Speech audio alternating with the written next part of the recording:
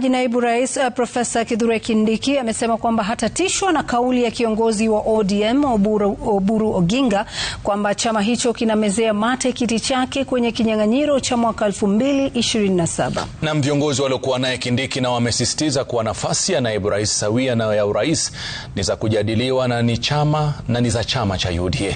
Na viongozi wa Kenya Kwanza wakiwa katika maeneo tofauti pia wametaka upinzani kukoma kukashifu miradi ya maendeleo na badala yake kuwasilisha sera mbadala. Na Will Lusige na maelezo zaidi. Siasa za mwaka 2027 zikishika kasi, viongozi wa Kenya Kwanza wanaomuunga mkono naibu wa rais Kithure Kindiki wamekashifu kauli ya Oburu Odinga kwamba chama cha ODM kinalenga nafasi ya naibu rais katika mazungumzo ya muungano na chama cha UDA.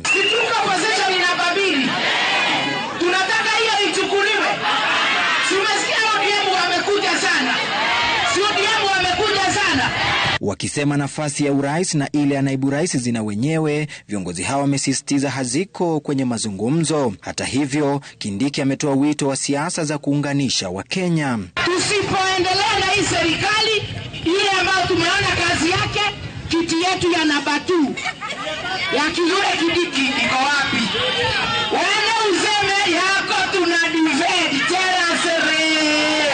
Usibabaishwe na mambo kidogo ambao mnasikia hapa na pale. Hii mambo mengine yote ya siasa, sisi ndio mafundi wa siasa, my friend. Usione vile tuko, sisi ndio mafundi wa siasa. Hatuongeagi sana. We know we talk at the right time.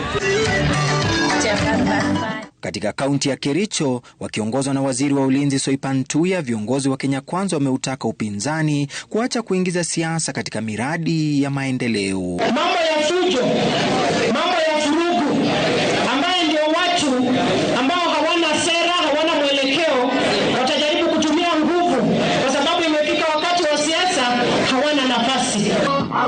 Katika kaunti ya Isiolo, viongozi wa Kenya Kwanza wakisema serikali inapaswa kupewa nafasi ya kutekeleza ajenda zake. Mambo ya mvua ama drought inaamuliwa na Mungu. Nyinyi ambaye mnakula mnashiba, msifanyie siasa mambo ya drought katika sehemu ya northern part of the country.